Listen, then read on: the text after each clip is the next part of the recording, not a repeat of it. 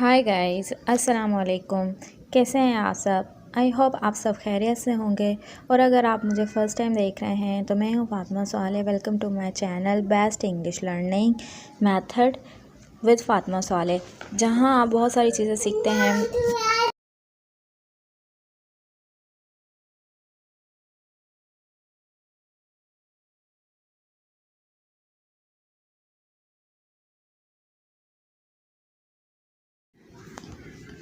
Okay guys, अब हम बढ़ते हैं अपने रूल की तरफ कि इसमें कितने रूल्स होते हैं और किस तरह जो है वो रूल्स अप्लाई होते हैं। सबसे पहला रूल जो यहाँ पे आपको नज़र आ रहा है, सबसे पहला रूल क्या है? सबसे पहला रूल ये है कि अगर कोई वर्ड्स मोनोसिलेबस हो, जैसे ओल्ड, स्वीट या ग्रेट, ये एक मोनोसिलेबस वर्ड्स हैं। ठीक है, सबसे पहले वर्ड्स पे आते हैं हम।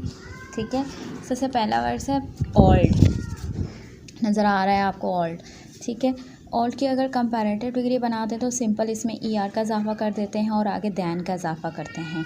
ठीक है, और आगे जो है इसकी सुपरलेटिव डिग्री बनाने के लिए वर्ड से पहले द का इस्तेमाल करते हैं और EST का इजाफा कर देते हैं। ठीक है, जैसे कि आपको यहाँ पे नज़र आ रहा है। ये था सिंपल पहला रूल। ठीक है, पहले रूल के अंदर दूसरा वर्ड आपको नज़र आ रहा है यहाँ पे स्वीट।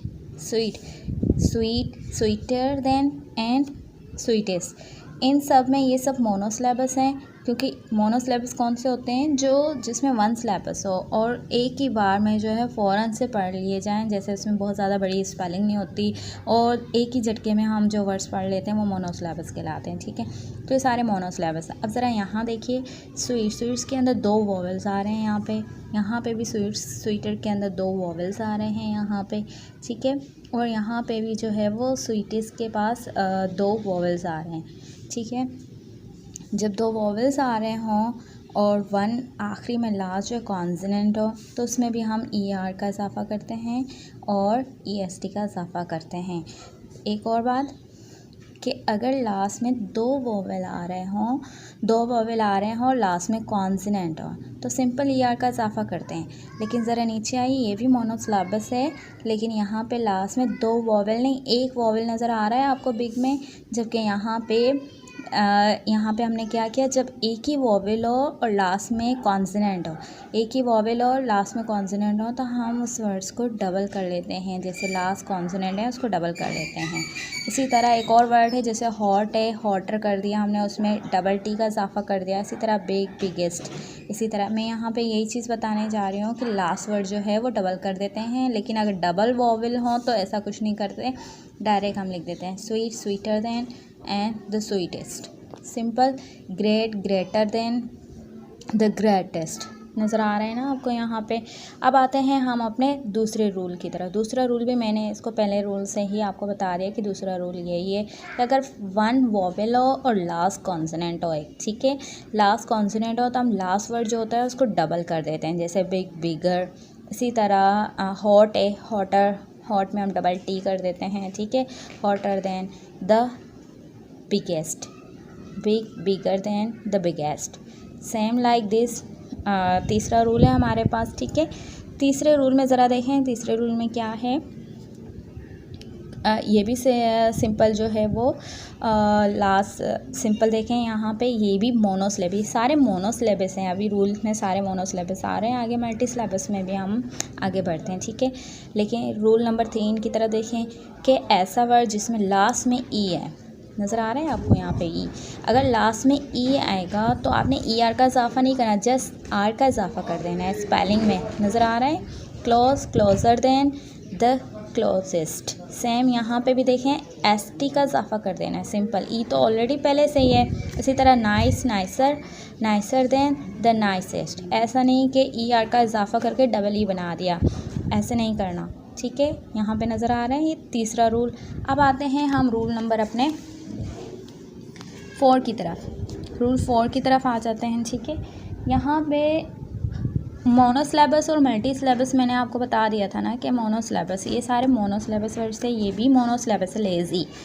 लेकिन यहाँ पे देखें लास्ट में वाई आ रहा है। अगर लास्ट में किसी भी लफ्ज़ के वाई आ रहा हो और उससे पहले क्या है, वोवेल नहीं है, कॉन्सोनेंट है, तो वाई हमेशा तब हटता है। एक रूल ये जो इसके अंदर नहीं है लेकिन मैं अपनी तरफ से बता रही हूँ कि वाई तब हटता है, वाई को तब हटाते हैं जब उसके पास वाई को तब हटाए जब उसके पास कॉन्सोनेंट हो, ठीक है, उसके पास कॉन्सोनेंट हो।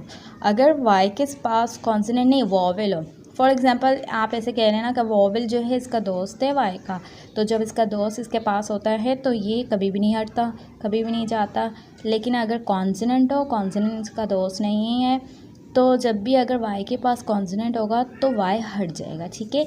वाई को हटा के हम आई में तब्दील कर देते हैं, यहाँ पे नज़र आ रहे हैं, आई में तब्दील कर देते हैं, ठीक है। जब कंपैरेटिव डिग्री बनाते हैं तो आई में तब्दील कर देते हैं और ई आर का इजाफा करके देन लिख देते हैं, ठीक है। Lazy, lazier, the laziest. इसी तरह वाई की जगह पे आई और ई एस टी का इजाफा करके सुपरलेटिव डिग्री बना देते हैं। सेम लाइक अब हम आ जाते हैं रूल नंबर 5 की तरफ।